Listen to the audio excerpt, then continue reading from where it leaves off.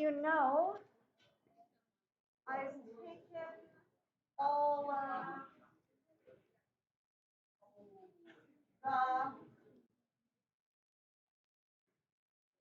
reference pages and put them here. Yes, you can see there's the salmon one, the pink one, the green one, and the yellow one. If you take a last copy of something, let me know so I can prop it up. Okay, good? Right. So, last day's homework. How was it? Do we have questions? Because I know I saw a few people this morning already, and I'm guessing probably that you also have some questions. Yes.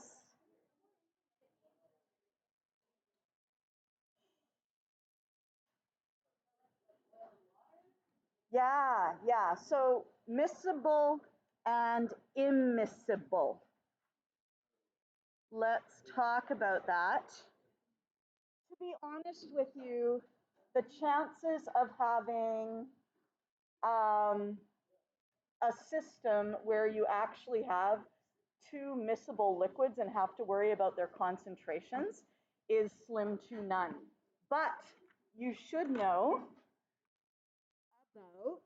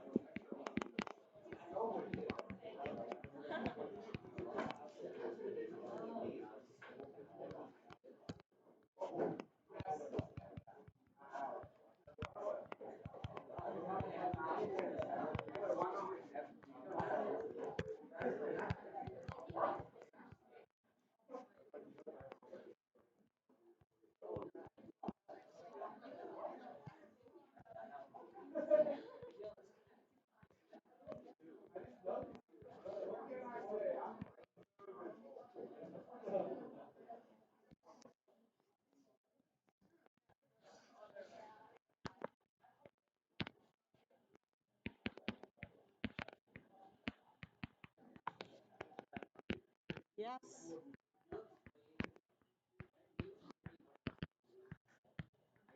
That will come along right in here.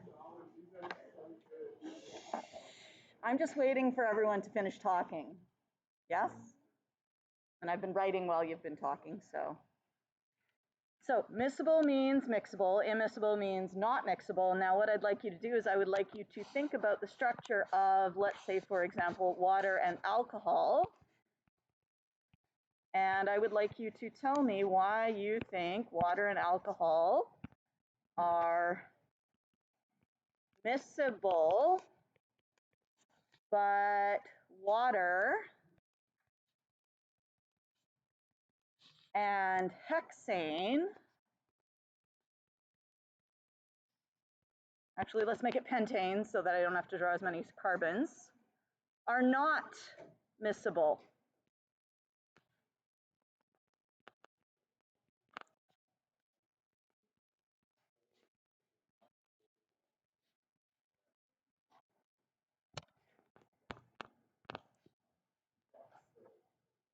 Have a chat amongst yourselves.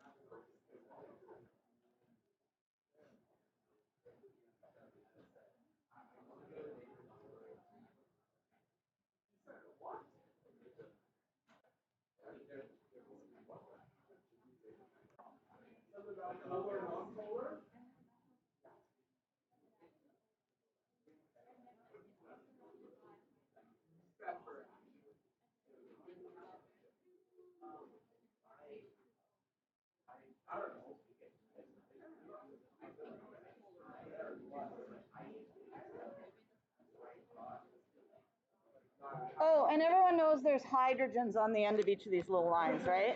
Yes, okay.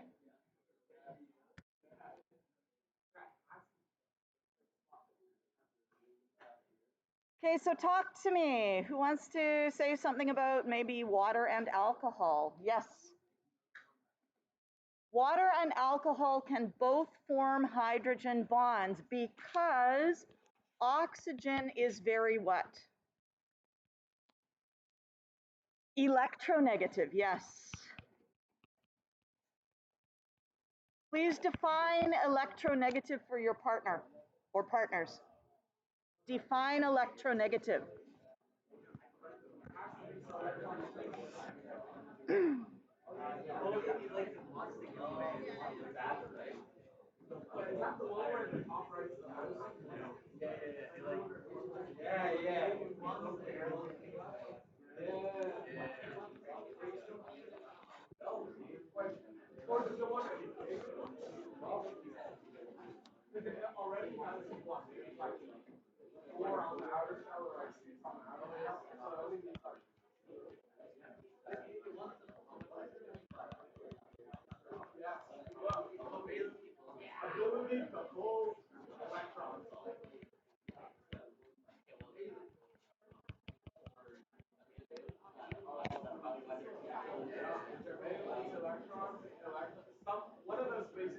One of those spaces is electrons. You are correct.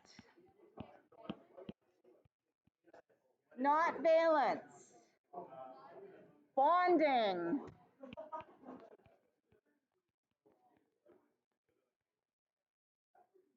Okay, so if we were to look at the electrons in this bond here, okay, in a normal bond, you'd see like the electron distribution would be like sort of like a little donut or a sausage. But in this one, we would see the electron density. The electrons would spend more time close to oxygen and not very much time close to hydrogen. Does that make sense? Okay.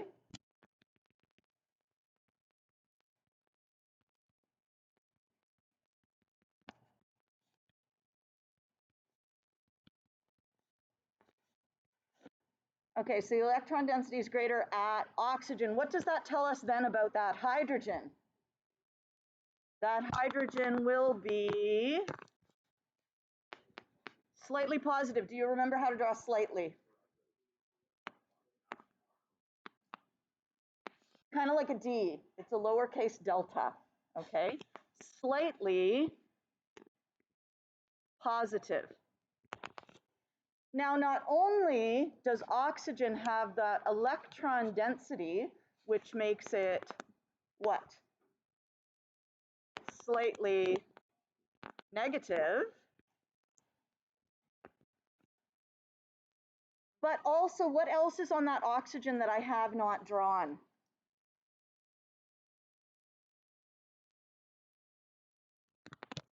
Yes, the lone pairs of electrons, because hydrogen bonding occurs between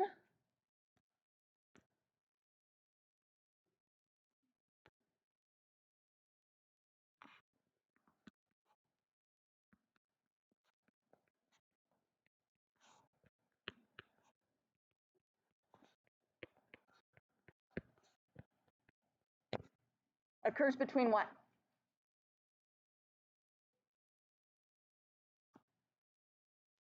Let's say you wanted to draw some hydrogen bonding with some water molecules. Chat with your partner. How would you represent that? If I gave you a couple of water molecules and you could arrange them to your heart's content, how would they be arranged?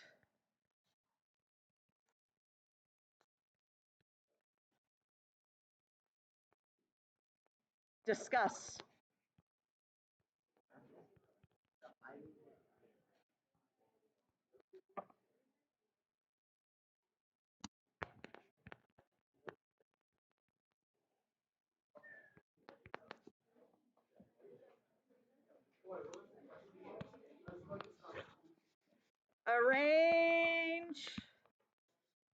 these to show H bonding. So you might need to redraw them. Yes?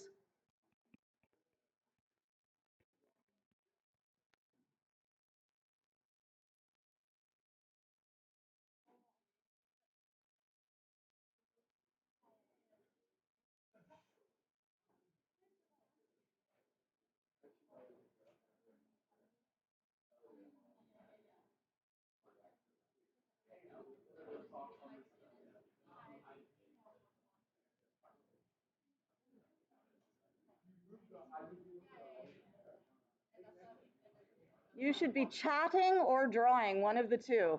Chatting in order to be able to draw.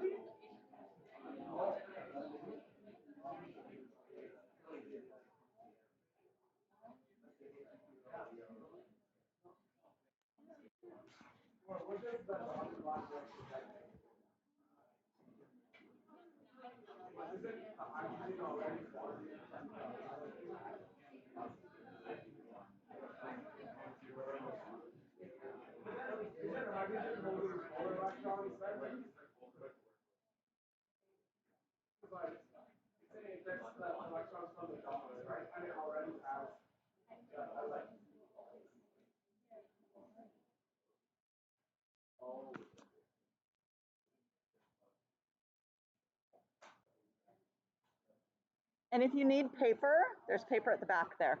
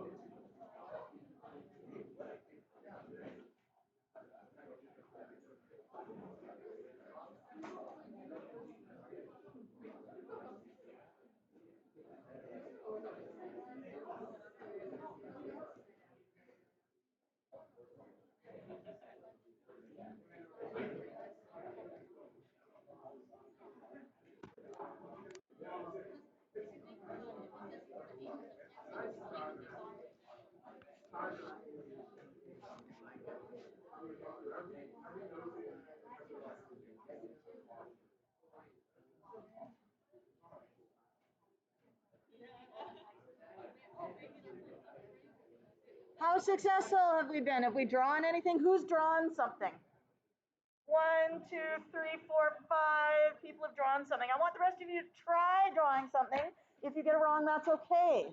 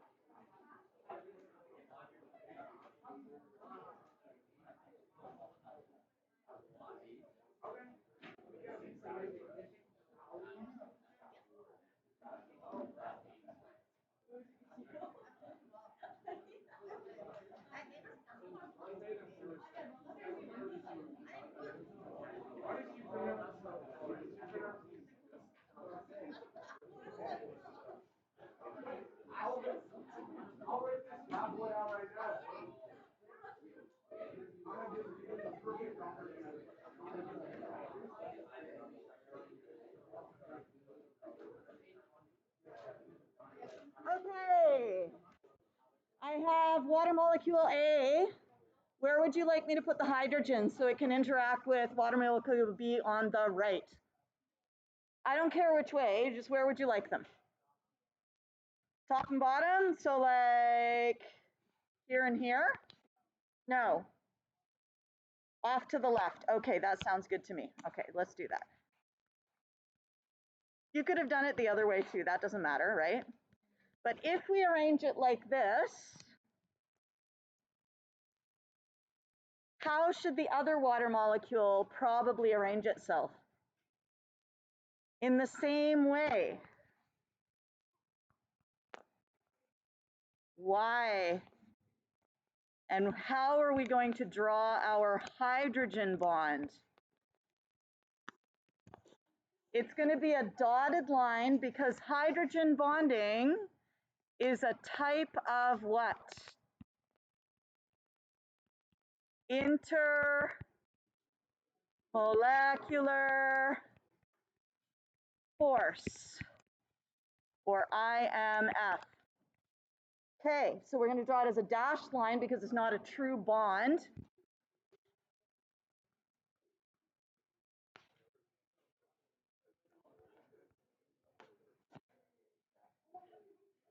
So hydrogen bonding occurs between a hydrogen attached to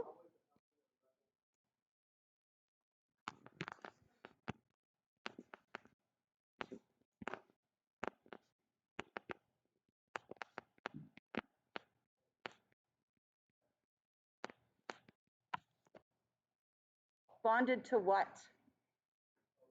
O or N or F. Okay, so it occurs between an H atom bonded to O, N, or F, and what's the second thing? The other half of the, what's the thing it attaches to? The lone pairs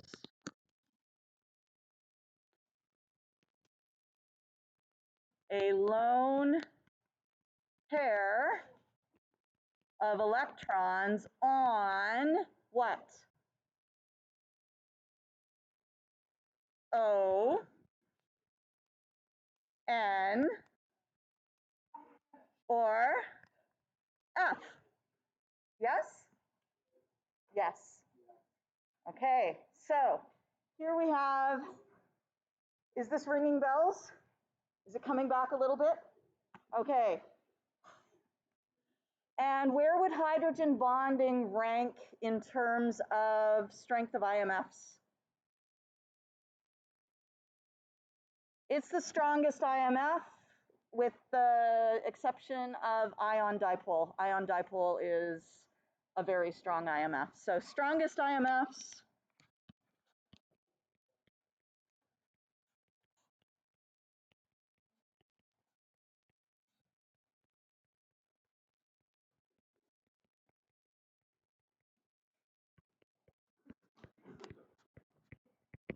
And actually, I wonder, yes? So how do you measure them, or how do they have lone pairs? How do they have lone pairs? Draw me ammonia. I would like you guys to draw me the Lewis structure for ammonia.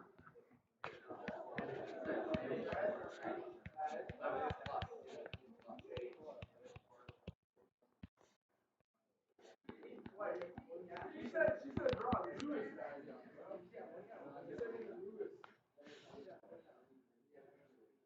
Really? First of all, you have to remember what ammonia is. It is NH3.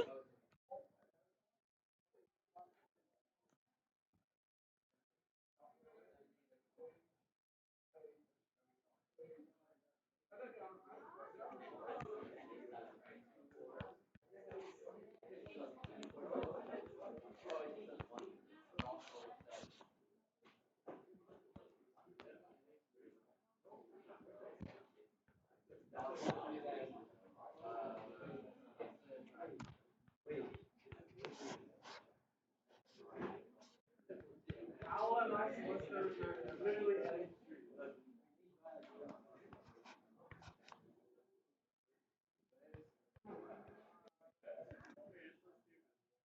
You could probably just draw this without going through the whole formal process.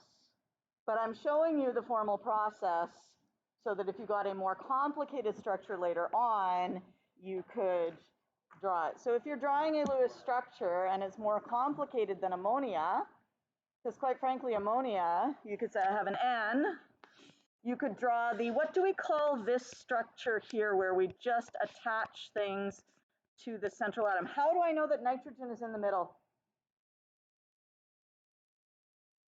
Because it's the biggest.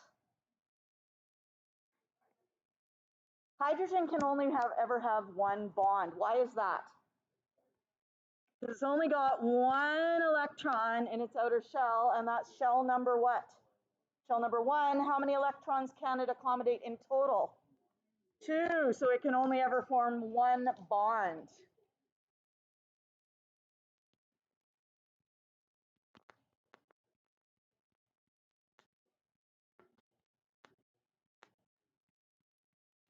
So that means nitrogen has to go in the middle. What kind of structure do we call that? That is the what structure?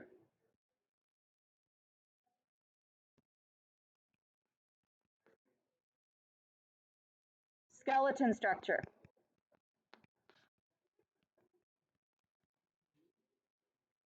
And quite frankly, this is such a simple structure that you could look at this and go, I could finish that by doing what? Yes.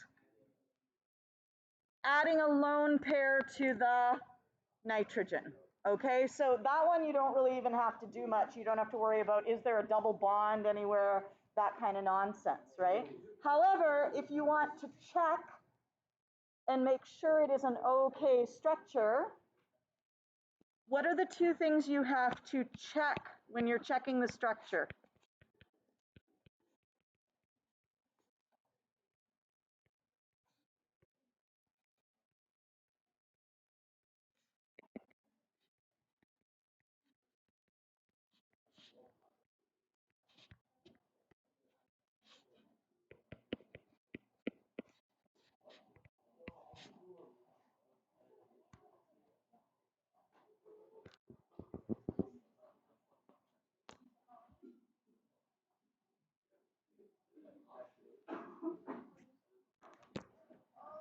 Does the structure have the same number of something as something else? Does the structure have the same number of electrons as the total number of valence electrons? So whenever you have a structure, a Lewis structure, you should check, does your structure have the same number of electrons as the total number of valence electrons? Does it? How many valence electrons does nitrogen have? 5. How do you know that? Periodic table, it's in group number 15, and if you count across,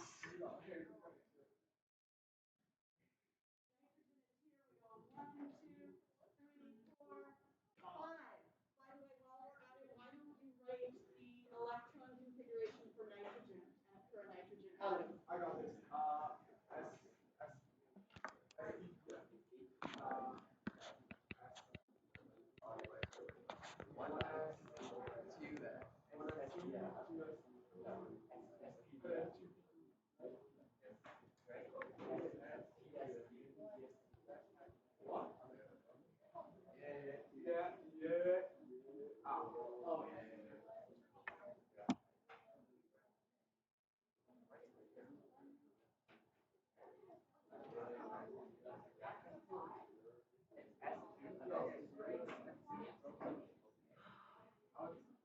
What's our first subshell?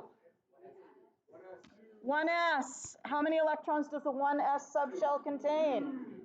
2 electrons. And you can go across. This is 1s1, this is 1s2. Lithium would be 1s2 and then 2s1. Okay, so we're now on the 2s.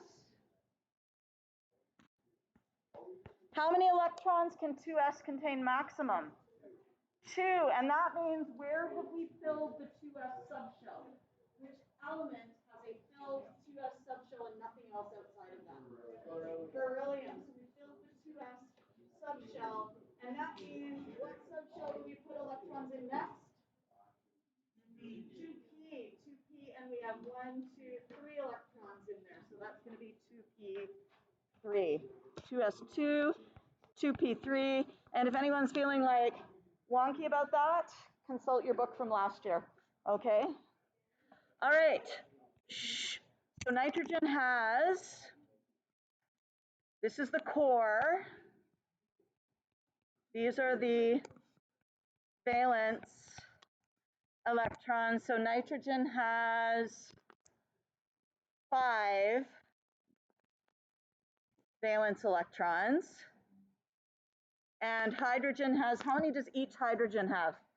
1 valence electron times 3 is equal to 3, so we have 5 plus 3 is 8 valence electrons. Let's check our structure. How many electrons in NH3, like drawn that way? 2, 4, 6, 8. So that's good. What's the other thing you should check when you're checking your Lewis structure?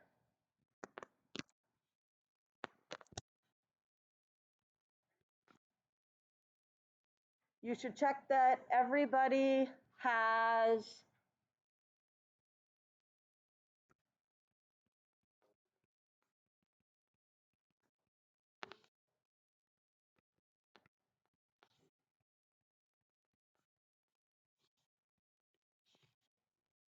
complete valence shell. I'm going to write complete octet, but I'll put in brackets valence shell because the exceptions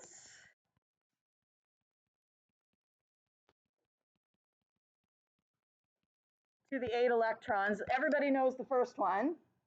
Hydrogen needs how many? 2 electrons total. Okay, it needs a 1 extra, it needs 2 electrons. Who are the other exceptions?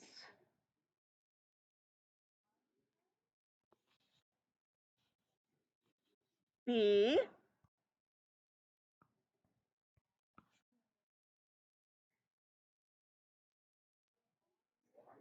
boron, B-ball, B-ball,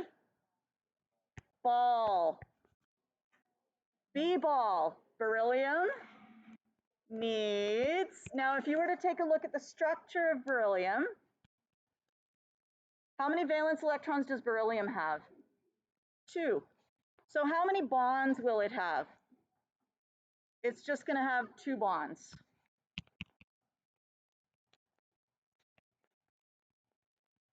And therefore it's going to have 4 electrons. Boron has how many valence electrons? 1, 2, 3. Therefore, how many bonds? 3 bonds. And therefore, how many electrons? Needs 6 electrons. And aluminum, I know aluminum is a metal, but it's still got 3 electrons, and it does bond sort of covalently because it's very, very near that metal non-metal border, and so it will bond covalently with certain things, like aluminum and oxygen will bond covalently. So again, 3 bonds, so it needs 6 electrons. Okay, so where did we get to? We've been going down the rabbit hole here very far. So the question was, where does nitrogen get its lone pairs to bond with? It gets them because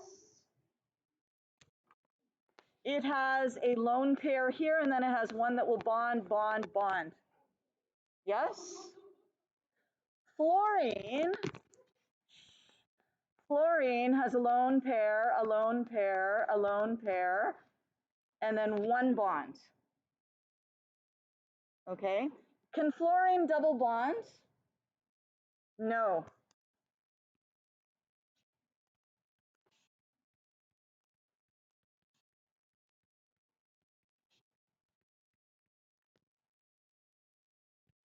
Okay?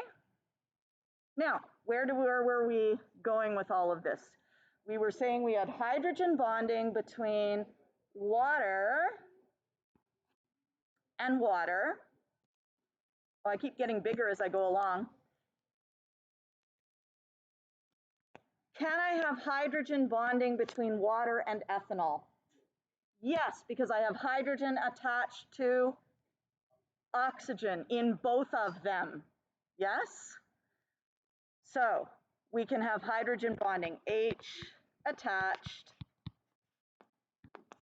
to O in both. Now, what about pentane and water? No, we cannot have H bonding. How does pentane bond with other pentanes?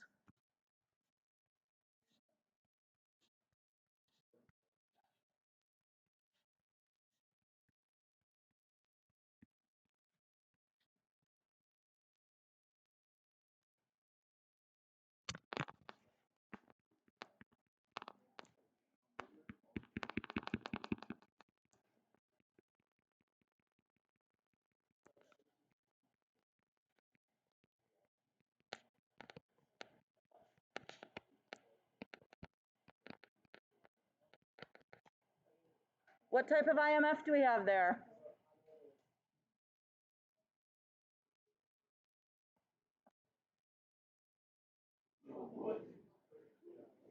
Maybe try writing down for yourself what are all the intermolecular forces you remember. What are they all? You should have paper out. You should be writing so you don't like lose it in your head.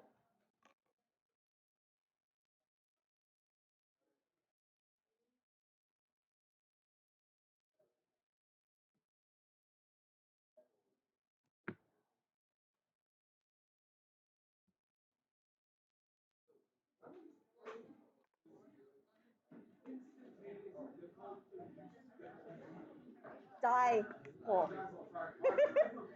Dipole.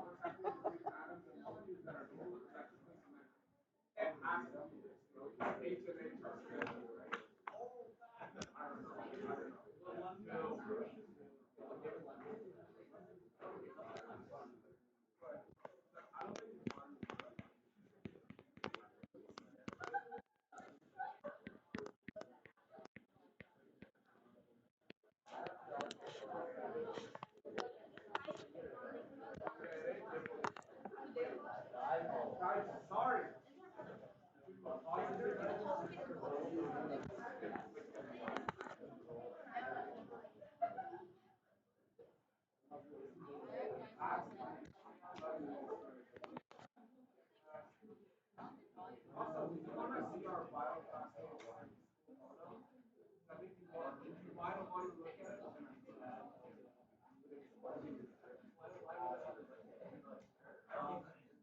Okay, what do we got? We got dipole, dipole. We got ion dipole.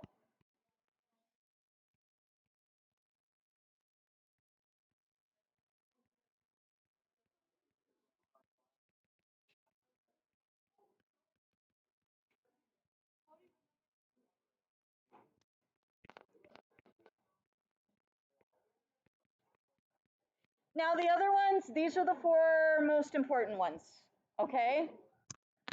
So the other ones are just kind of like, oh yeah, okay, there they are.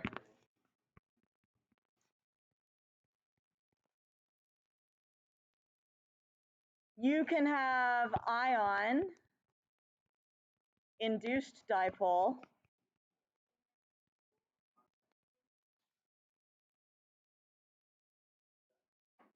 Right? Those ones are not as important. They're sort of like, you know, yeah, if you happen to think of it, you can, yes?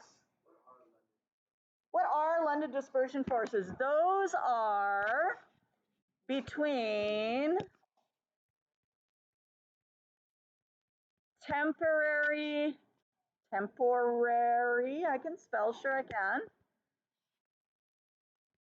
Temporary dipoles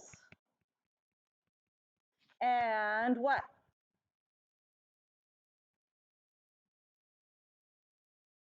Other temporary dipoles, which are called induced dipoles, because what will happen is, let's make a little picture here. Let's just do a helium atom that has its 2 electrons and another helium atom that has 2 electrons. What happens to the first helium atom just randomly? The electrons end up all in the same place. Yes, that gives us a slightly negative end and a slightly positive end. This is a temporary dipole just due to random motion of electrons.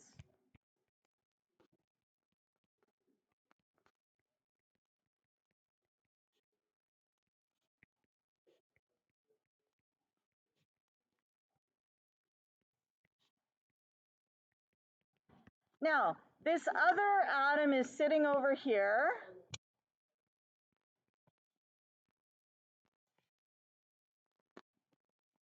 What does this slightly negative do to the electrons?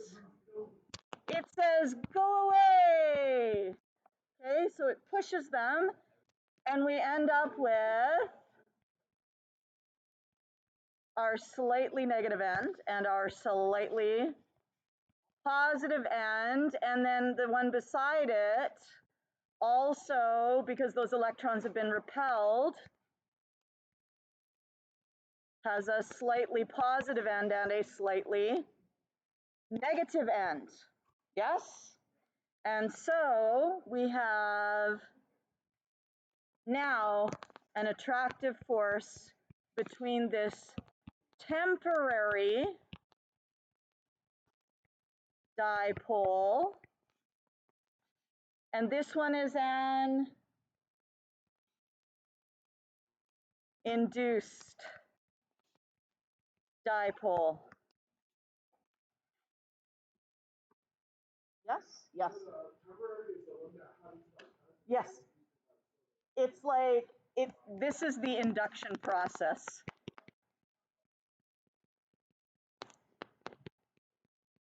It pushes the electrons, or if you have the positive end close by, it pulls the electrons to one end. Okay?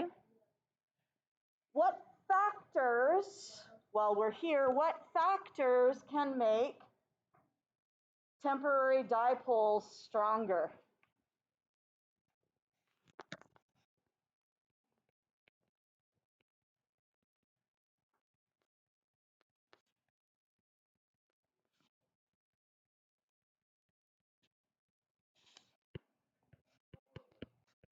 Yes. A larger electron cloud, more electrons.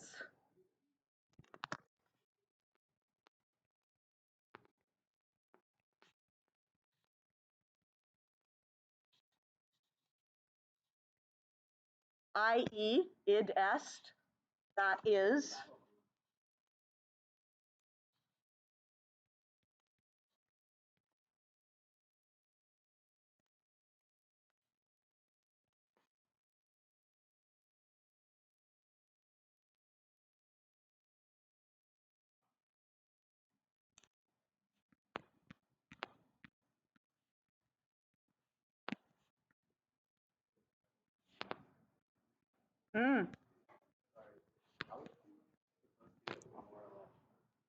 Huh? It doesn't. No. Yeah. Yeah, that's it. So that's why helium does not become a liquid until like close to absolute zero, because the attractive force between helium atoms is so small that they're like, I don't care, you're there, I'm here, I don't care. Yeah? So there's a second factor that can make a temporary dipole stronger, or actually it makes the London dispersion, it doesn't make the temporary dipole stronger, or let's say LDFs, London dispersion forces, stronger.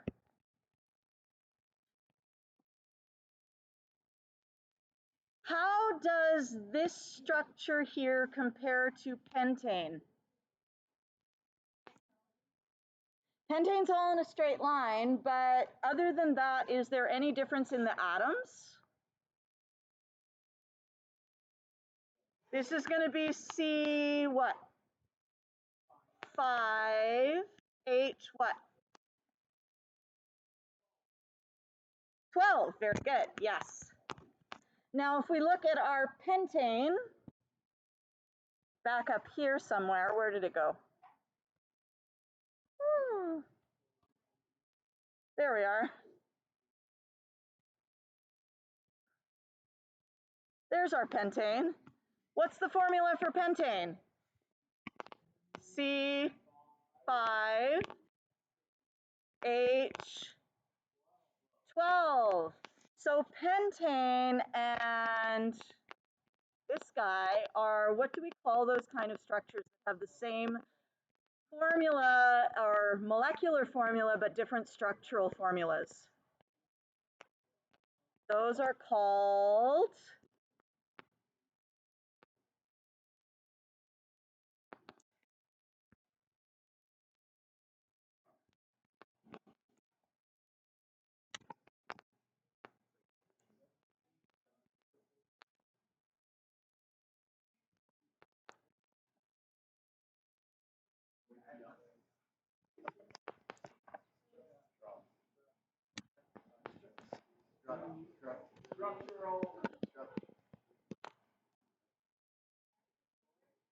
not isotopes, you're close.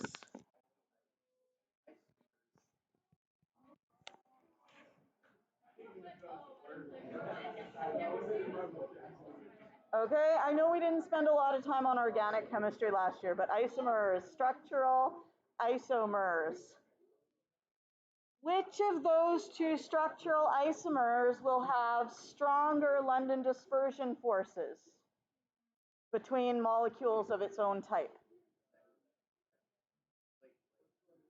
We have the long skinny one, and then we have the smaller rounder one. The long skinny one, why?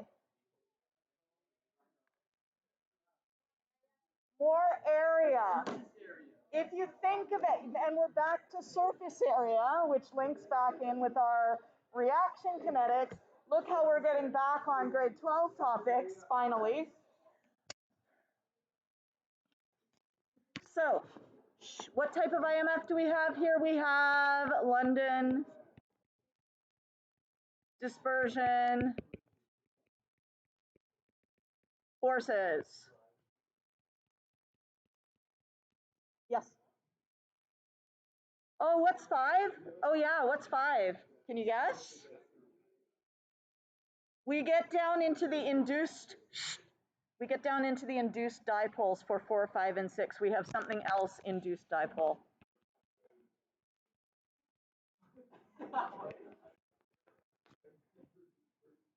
What else could induce a dipole? You have a temporary dipole that will induce a dipole. You have an ion that can induce a dipole. You can have a dipole that induces a dipole. So that would be like a permanent dipole that induces a temporary dipole in something else.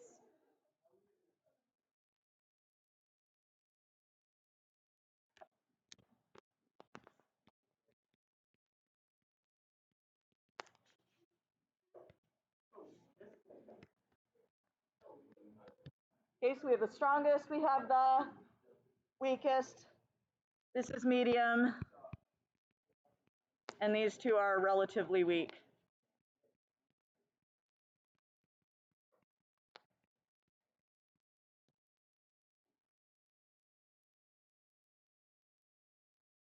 Now, let's imagine that we have water molecules. Okay, here's a water molecule, and it has the choice of either bonding with another water molecule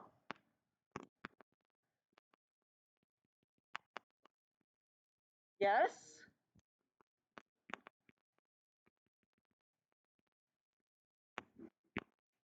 or it has a choice of bonding with pentane.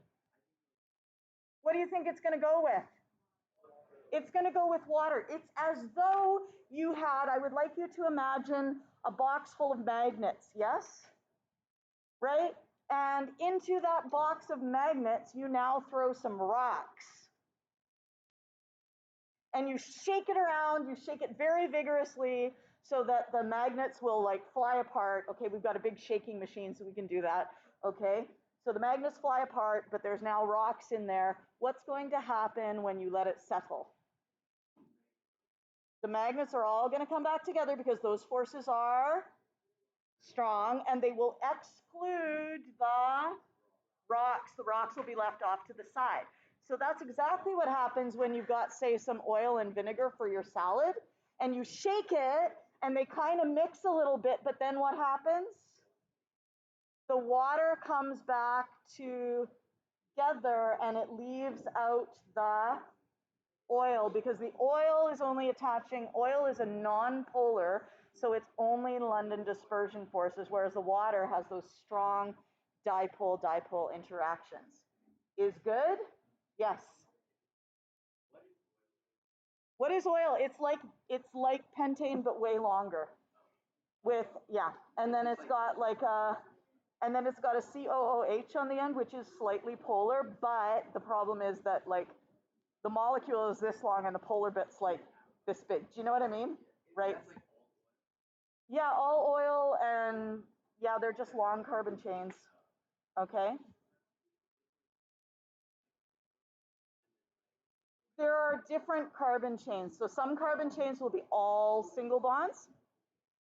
Those are your, if it's all single bonds, it is saturated with hydrogen. Those are your saturated fats.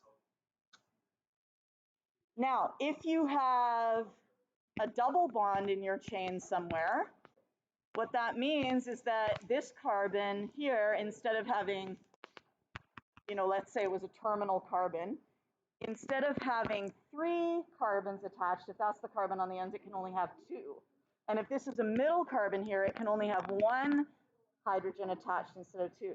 That's an unsaturated fat because it has not as many, it's not saturated with hydrogen.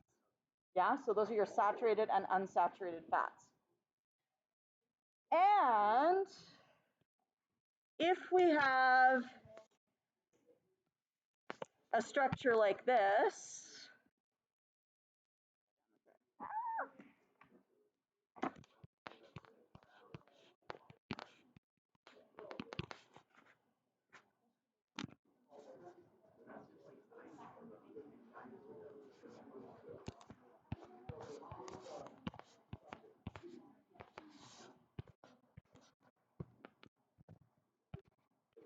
we could have like this, or we could have like this.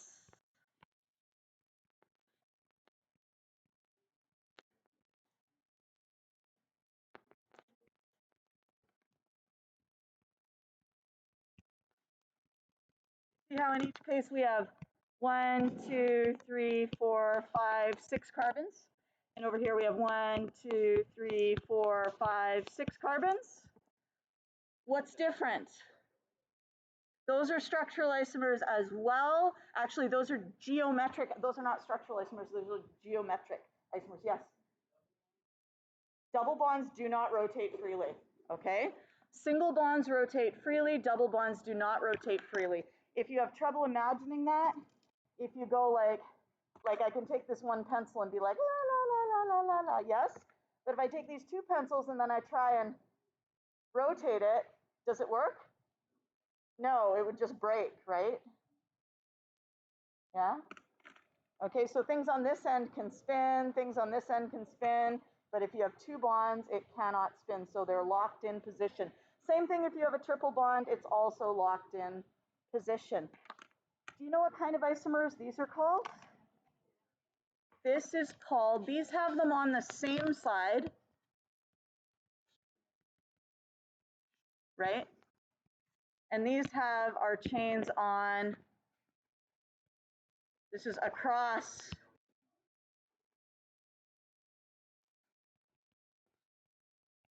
the molecule on opposite sides.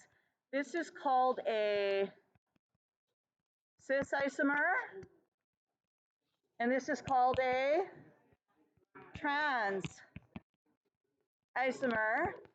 So back like, I don't know, 15 or 20 years ago, when the whole cis trans, like, you know, vocabulary was not well known, all the chemists, you know, we had a presentation on a Pro D Day about this, and all the chemists are like, we already know this. We know what cis means because it's on the same side. So your gender and your, you know, like whatever your DNA says and your what your brain says, they are the same. But if you have trans, it means they're on opposite sides from each other. So we were like, we get it. We know. And we were just so excited because we're just total dorks that way, right? Like that was the point of it all, right? Anyway. So, how are we feeling about things that are miscible and immiscible? So, miscible, polar plus what other type of substance? Polar. Is there anything else? Well, a polar substance is a dipole. Nonpolar, nonpolar. And if things are immiscible, you would have a polar plus non-polar. Okay? And this rule is often known as, I don't think I even got to mentioning this known last year, it's known as like dissolves like.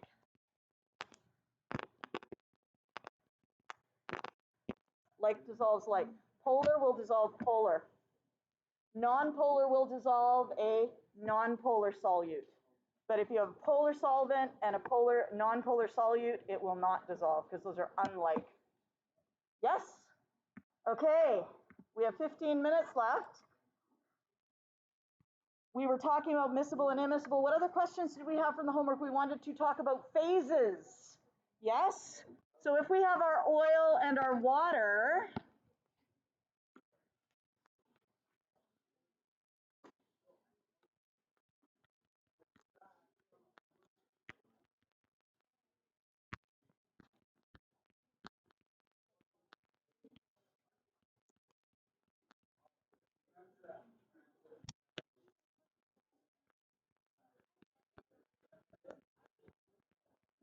you don't need to be able to define it, you just need to understand it. Okay? Because I have trouble describing phases a little bit because I'm not really good at giving definitions, but I can say if I have oil and water, I have one area that is different from the other area. That means I have two phases. Now, if I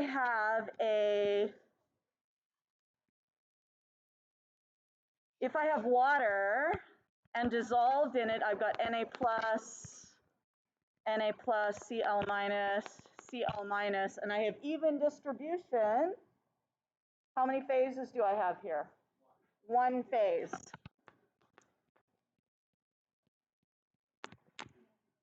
Yes? To define it? You don't need to do that, so don't worry about it. Okay? So basically, if you have one phase, it is homogeneous. And if you have two or more phases, that is heterogeneous. Yes?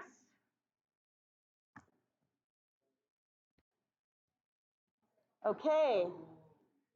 Now, if you have, let's see, what, oh, there was a question from the back. Did you have a question, Alvin?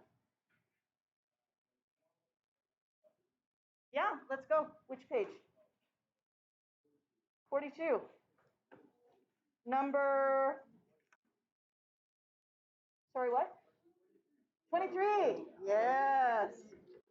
Okay.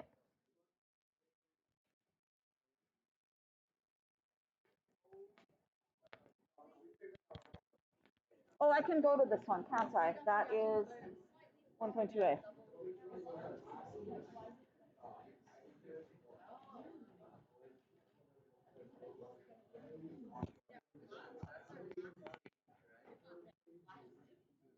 Okay, there's a mistake that's going to make this much more difficult to solve. The mistake is that this should be a solid, okay? Otherwise, the equation doesn't make any sense, right? Now, you should know that anything that has a solid in it is slow, okay? Solid, slow. Why?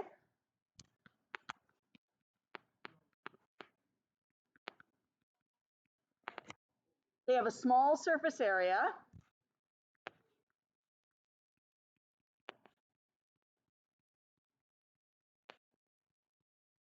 So there's less particles available to collide. So whenever you're talking about reaction rate, you should be talking about either total number of collisions, like the frequency of collisions, or you should be talking about the energy of the collisions, because both of those things will make a reaction go either faster or slower. Yes?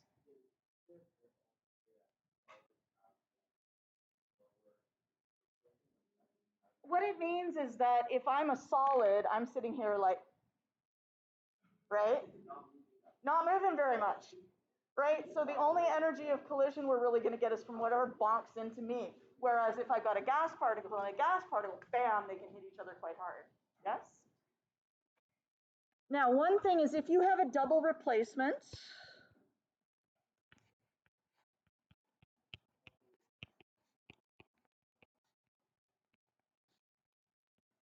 yes? If we were to write the net ionic equation for this, and I'm going to show you just the quick way of doing the net ionic equation without doing the complete ionic equation in between. You take your solid and you write it as your product, CaOH2 solid. And you say, what ions do I need to make that solid? I need Ca, 2 plus, and I need 2OH minus. And that's my net ionic equation. So that is a fast and easy way to get to the net ionic equation from the complete ionic equation for a double replacement reaction. You don't have to separate out everything and cross out your spectator ions. You can just be like, write your solid and then write the ions you need to get there. Is good? Yes. Okay. Now, if we look at this, what have we got here? We have ions with charges. What do positive and negative do to each other? They attract.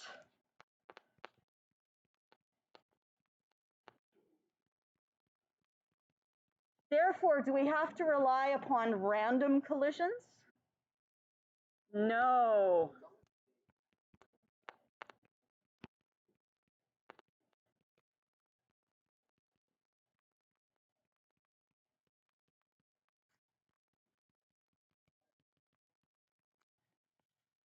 They actually attract each other so they come together more quickly. So that's going to be your fastest.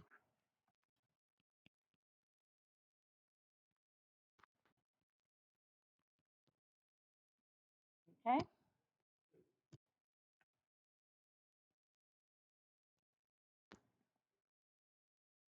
So that's our fastest. So that's going to be number 1 for fastest. What's going to be our slowest? The second one, because we have a solid. I don't care about the state of the products. What I care about is the state of the reactants, okay?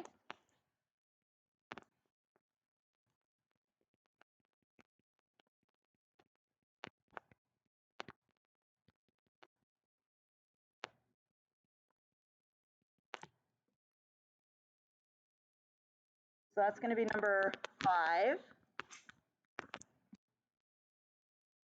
Oh, there's only 4. That should be a 4. Okay. 4.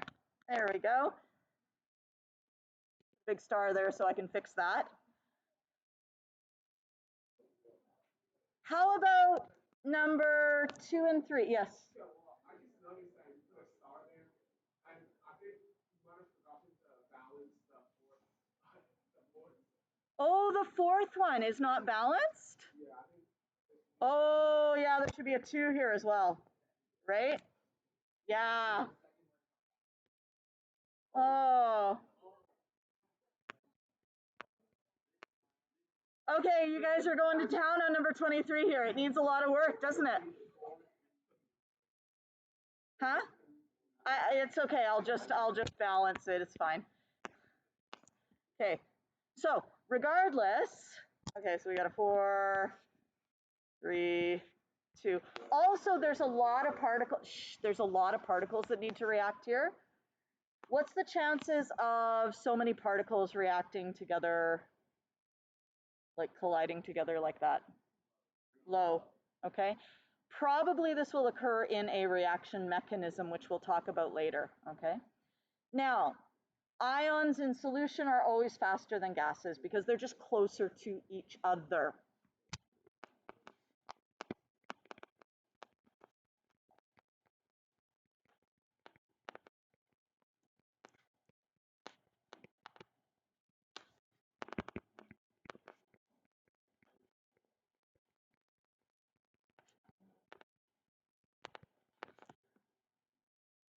So this would be number 2, and then this would be number 3.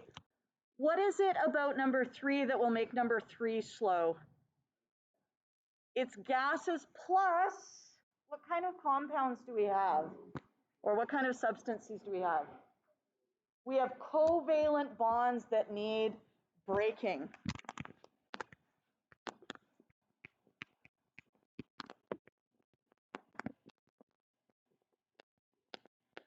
And if you need to break a bond, what does breaking a bond require?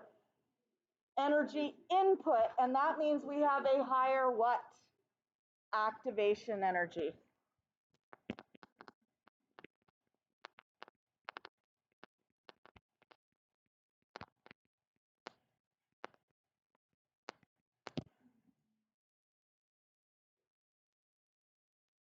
How do we feel about that?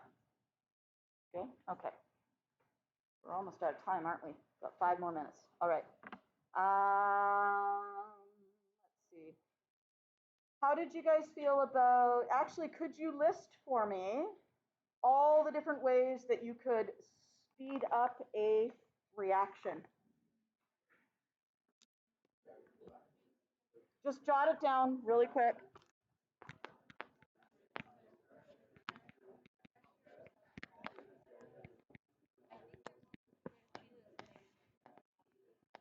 Yeah.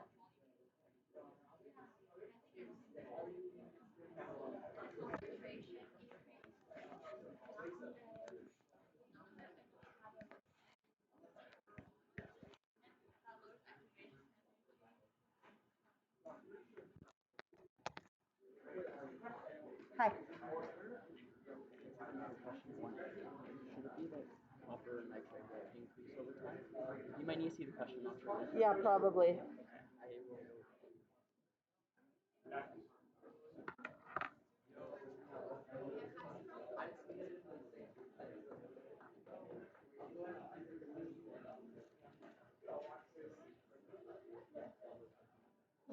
Yeah, copper nitrate will increase over time and silver nitrate will decrease over time. I've got it backwards, so that's number 1A. Thank you so much. Hi. Oh, yeah, that should be an increase. So, yeah. Okay, thank you. All right, couple mistakes in the questions and the answer key.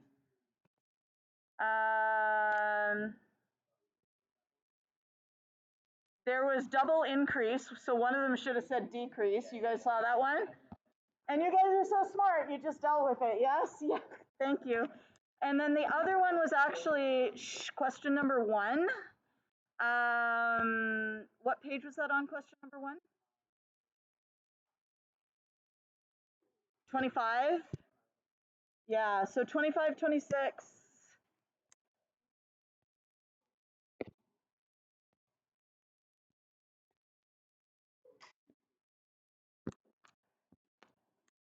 The answer key is backwards. It should say increase when it says decrease. It should say decrease when it says increase.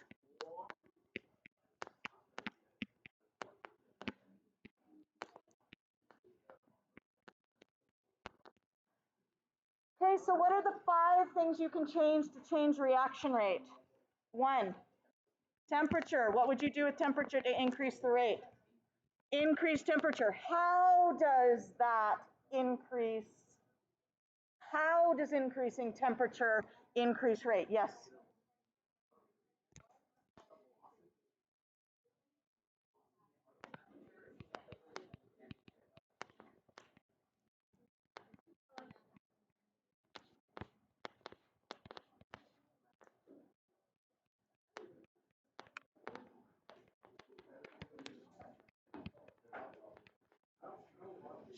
If you have more energetic collisions, what does that mean? The percent of collisions which are what? Effective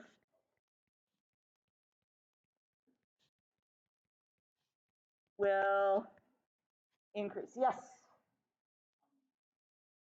We could increase the pressure. Yes. How would we do that? By decreasing the volume.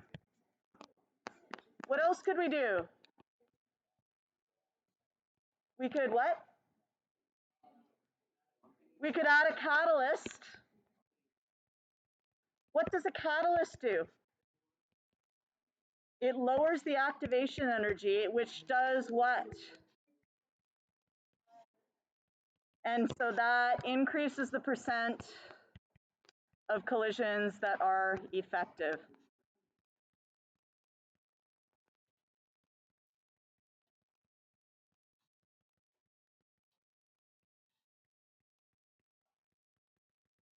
Okay, that's 1, 2, 3. What else?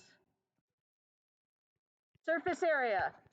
What's special about surface area? It works only for what? Works only for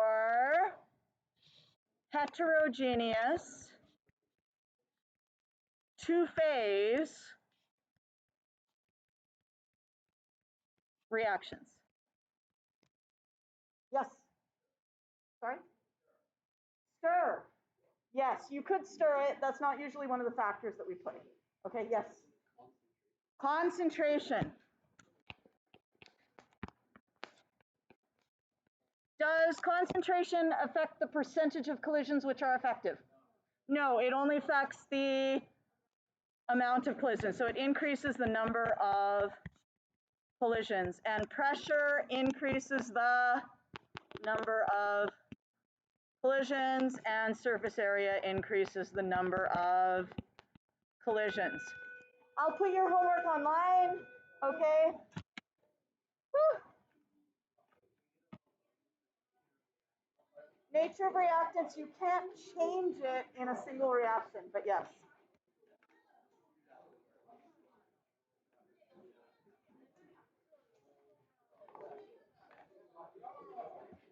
Hi.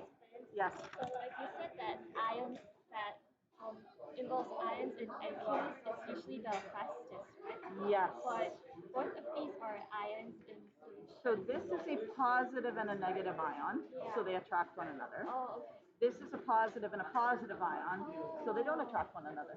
Oh, so they are just closer in a solution. Yeah, They still but these ones randomly- don't. These ones still rely on random collision. Okay, is Yeah. that also goes for why super replacement is not as good as because there's an element I still have to randomly. Yes, and usually one of those elements, it's going to be a solid, Yeah. or it'll be a gas.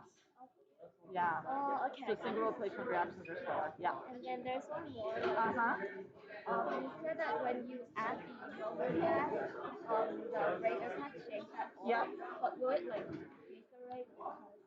For every particle that is blocked, another one will bounce off and hit another one. So it just changes the collisions. It doesn't change the number of collisions. So if it blocks this one, maybe it bounces off and hits that one. So this doesn't hit that, but it hits now that one instead. But I thought if we have more like obstacles, we react like. No, because okay, number one, you have to realize that gases, this picture for this number of particles should be at least 100 times bigger. So it's still mostly empty space. But let's say this particle is heading this way, okay? Yeah. This particle blocks it from hitting this one, Yeah. but it's going to bounce off and hit that one.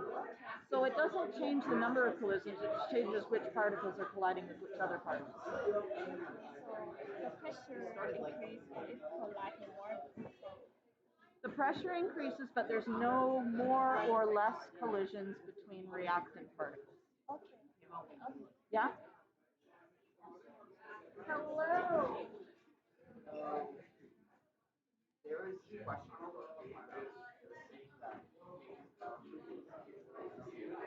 Said that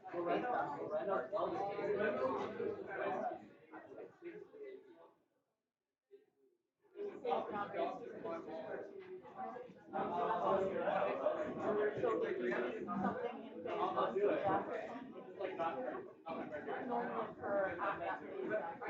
So if you had, for example, a piece of copper in some silver nitrate, so the silver nitrate ions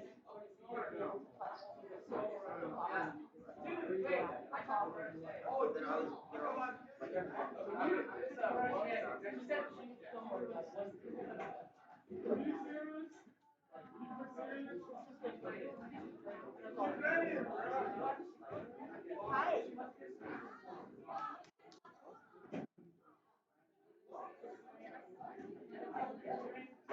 Okay, so when we say dipole, we mean permanent dipole. So like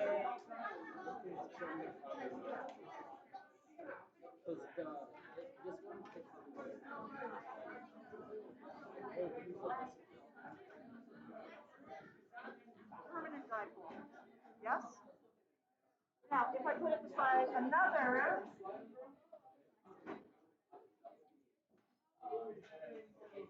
that's